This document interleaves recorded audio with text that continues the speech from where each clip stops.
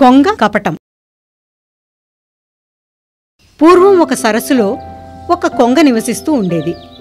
సరస్సు నిండా చేపలుండేవి. కొంగకి ఆహారానికి కొదువలేదు. అందుకే అది అత్యంత ఆనందంగా హాయిగా బతకసాగింది. కొంతకాలం తర్వాత కొంగ ముసలిదైపోయింది. మునపట్ల అది చేపల్ని వేటాడలేకపోతోంది. ఇప్పుడు అది చాలా బలహీనంగా సన్నగా అయిపోయింది. ఇలా ఇంకొన్నాళ్ళు గడిస్తే నేను తప్పకుండా చచ్చిపోవాల్సిందే అనుకుంది కొంగ. జీవించి ఉండాలంటే ఏదో ఒకటి చెయ్యాలి.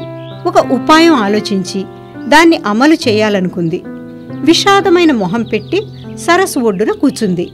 చేపలు కప్పలు నీటిలో ఏదుతూ ఒడ్డున కూర్చున్న కొంగ దగ్గరికి వచ్చాయి.